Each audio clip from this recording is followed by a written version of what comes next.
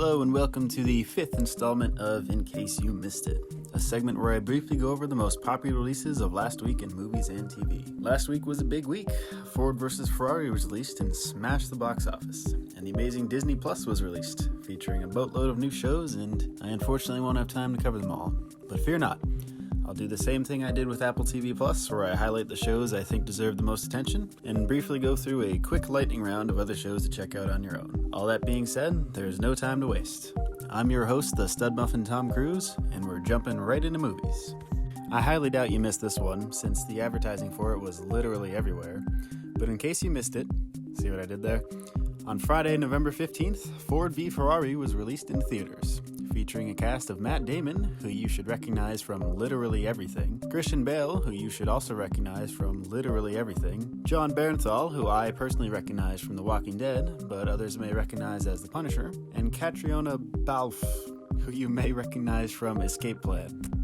Directed by James Mangold, who also directed 2017's Logan, Ford v Ferrari is about the true story of Ford attempting to beat Ferrari in the 24 Hours of Le Mans race, after Ferrari refused Ford's offer of purchasing Ferrari.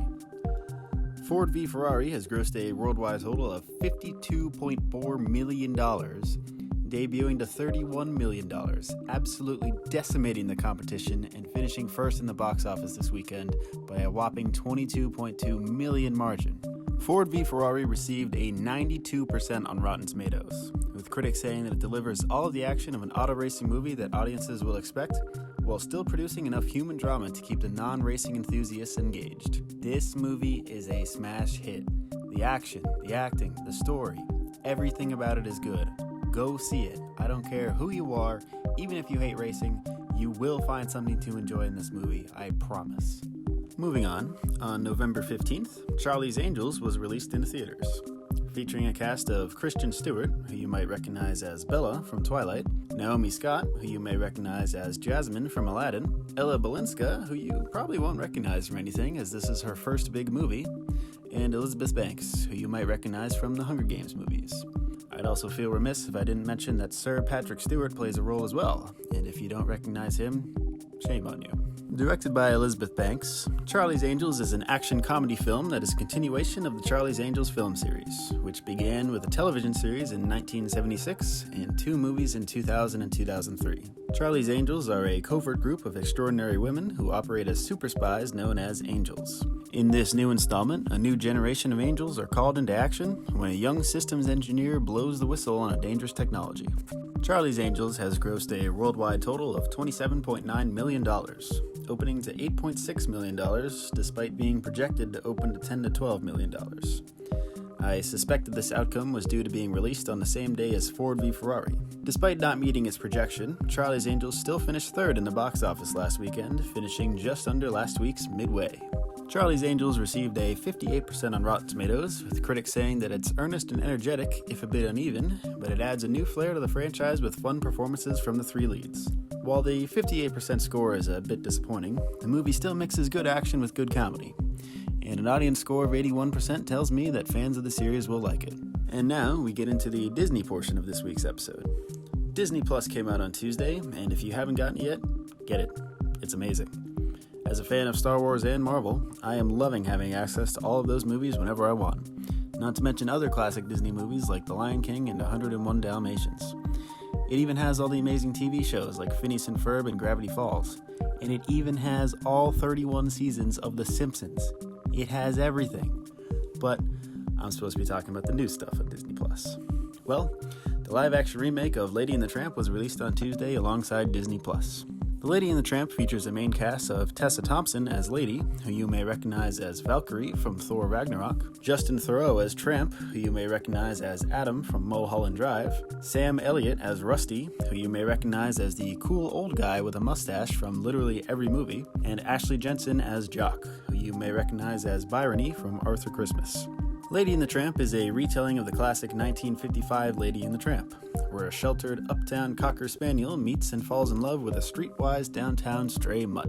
Lady and the Tramp is unique as far as movies I've covered on this show in that it wasn't released in the theaters, just Disney Plus, so it has no box office stats to report. Lady and the Tramp received a 63% on Rotten Tomatoes, with critics praising the cute dogs and likable cast, but saying that it lacks the magic of the original film. I think by now you've probably figured out if you're someone who likes the live-action Disney movies or dislikes them. There's certainly something to be said about the live-action movies lacking the charm of the original animated versions, but I personally like live-action remakes. A modern update of a classic animated film is always welcome in my book, and with Disney, you at least know that the special effects and cinematography are going to be top-notch.